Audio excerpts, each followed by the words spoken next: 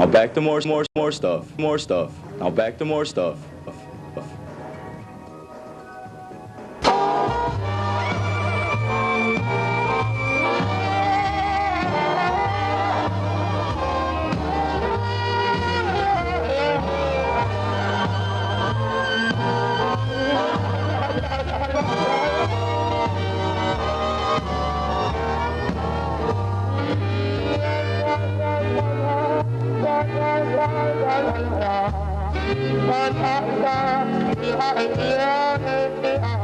It was Friday, 10 a.m.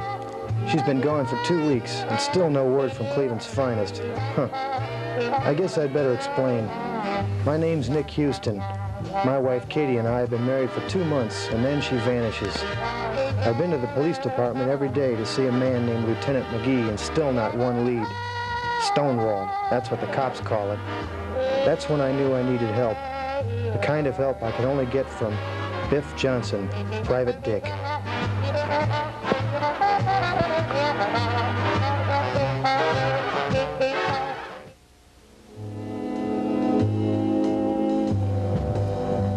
"8:15 a.m., January 16th, Cleveland, Ohio. I had learned that Biff Johnson was operating out of a one-room cold water flat in the back of some seedy joint over on Euclid Avenue called the Blind Parrot. Hi, I'm looking for Biff Johnson. Who's looking for him? Please, ma'am, it's important. You'll find him in the back.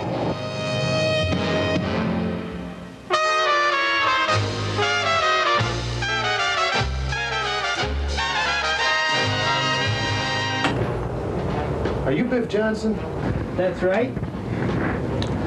I need your help. What's the story? It's my wife. She's gone. Congratulations. No, it's not like that. I want her back. Give me the details. Well, it all started on New Year's Eve. We went to a party downtown. I was speaking with the mayor about 10 minutes before midnight when I first noticed Katie wasn't with me. I went crazy. It's not like Katie to disappear like that. Did you report all this to the police? That night. They told me they're doing all they can, but they haven't come up with anything. Who did you talk to at the police department? Lieutenant McGee at the Bureau of Missing Persons. Okay, I work for $20 a day plus expenses. I'll pay anything just to find my wife.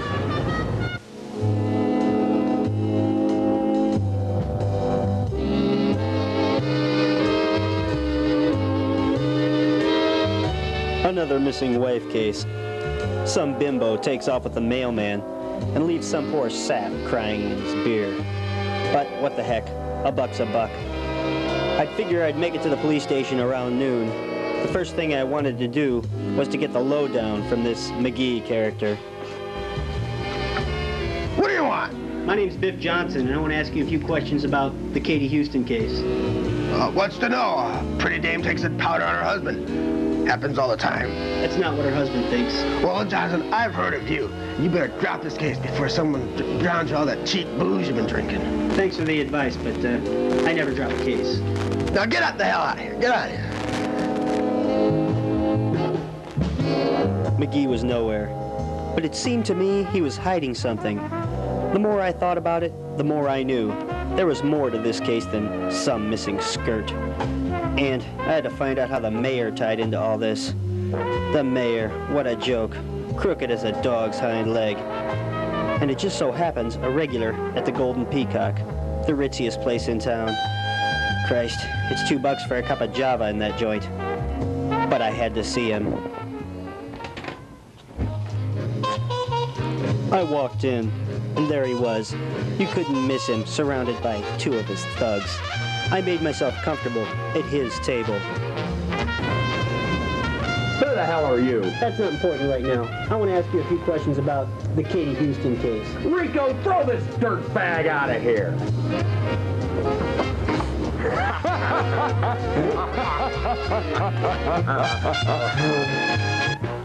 The mayor has a lot to learn about restaurant manners, but he helped me out more than he knows. City Hall closes at 6 o'clock. I got into City Hall and found the mayor's office. I figured if he had what I wanted, it would be here. I got into his file cabinet and found folder after folder. each one with a picture of a beautiful dame. Hell, even a file on Katie Houston. That's when I found what I needed to bust this case wide open.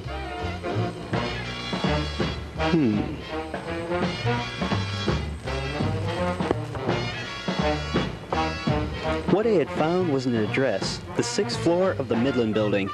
I used the old window washer scam and was halfway around the building when someone cut the rope supporting my scaffold. Ah! Luckily, the asphalt cushioned my fall, but I had noticed my client's wife tied up in an office as I passed a 6th floor window. I weaseled my way in the building and found the office Katie Houston was tied up in. I untied the ropes. I figured I'd better get her out of here while I had the chance.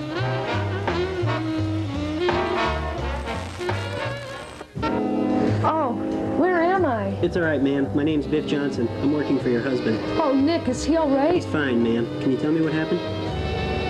Well, the last thing I remember, it was just a few minutes before midnight on New Year's Eve. Nick and I were at a party. He was talking to the mayor. I went to the ladies' room, and just as I walked in, 2 of the mayor's thugs grabbed me, and they gave me a shot. I woke up in a room with about 20 other women, and each night, someone would come in and take us to this room. It's all right, ma'am. I've heard enough. You can wait here. I'll go call your husband.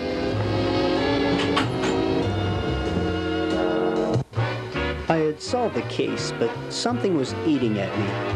These sleazy politicians kidnapping helpless women and using the police department to cover it up. I knew where I had to go. I want to see the mayor. I'm sorry, he's in a meeting right now. That's all right. This won't take long. But What the? Good morning, Your Honor. I hope I'm not disturbing you. But I want to ask you a few questions about the 6th floor of the Midland Building. We can't talk here. Public Square, midnight. I guess I can wait. I figured it was a setup, but the mayor was too scared to bring anyone else in on this.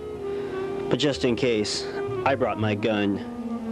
Public Square, the biggest rat hole in Cleveland. As I approached the monument, my stomach felt like I had swallowed a lead Twinkie. I saw the mayor standing by the steps. He was alone.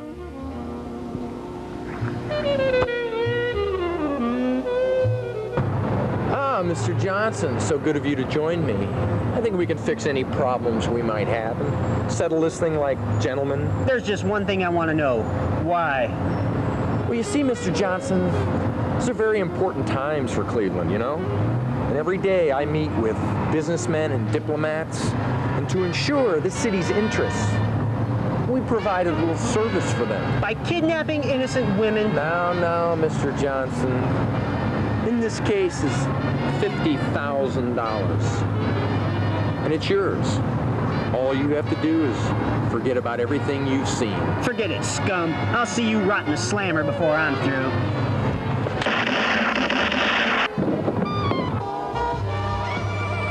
There wasn't enough left of the mayor to feed the fish. Katie Houston was back with her husband, and the 6th floor of the Midland Building was turned into a soup kitchen. I lit a lucky strike and wondered how I should spend my 50 grand.